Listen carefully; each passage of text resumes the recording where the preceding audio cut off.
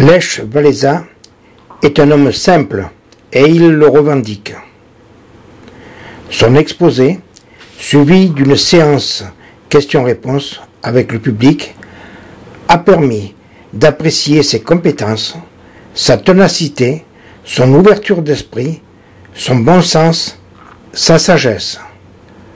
On découvre tout cela par ses phrases aux mots compris par tous, pleins d'humour, et on devine dans ce regard pétillant la malice et même la roublardise du combattant. Il a d'abord rappelé une brève histoire de la Pologne de l'après-guerre.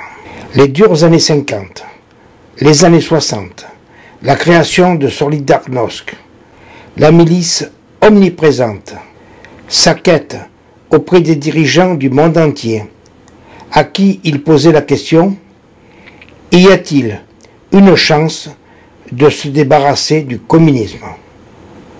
Leur réponse unanime « non ». Mais il n'a pas baissé les bras.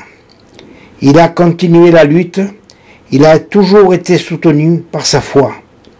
À chaque moment de tous les combats, j'étais soutenu par ma foi en Dieu. Il sentait bien le soutien d'un grand nombre de Polonais qui se réunissaient dans les églises, affirmaient leur attachement à l'Église catholique. Même les policiers des milices faisaient le signe de croix, ce qui lui a donné l'occasion de faire un bon mot. Les policiers des milices sont comme les radis, rouges à l'extérieur et blancs à l'intérieur. Il sentait aussi que la philosophie communiste était de ne pas laisser la moindre chance aux opposants de s'organiser. Reprendre une lutte violente le conduirait à un nouvel échec. Il attendait avec impatience mais prudence le moment inéluctable à son sens où le vent tournerait. Et le ciel lui envoya un premier cadeau, un pape polonais.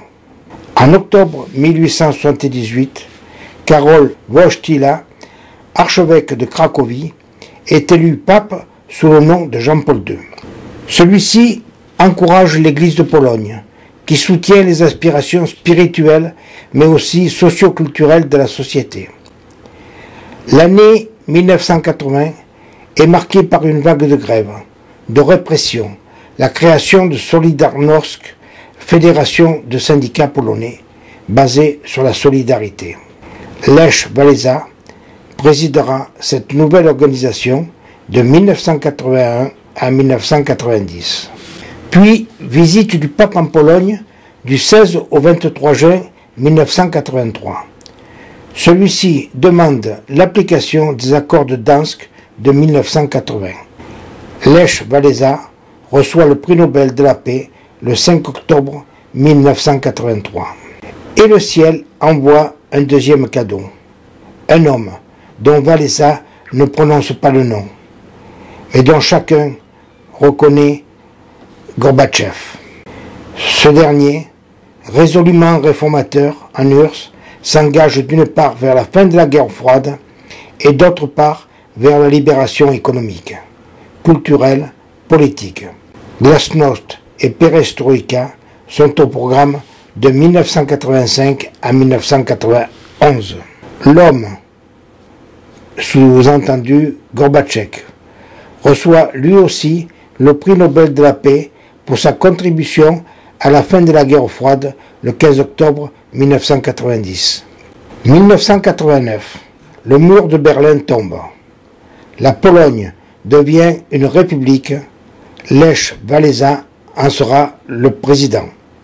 L'URSS devient la Russie. L'homme, toujours le même, sera écarté du pouvoir. Et Walesa de conclure l'air gourmand et les yeux malicieux. Ce prix Nobel, on ne comprend pas bien. J'ai réussi et j'ai eu le prix Nobel. Mais lui, il a perdu et il l'a eu aussi.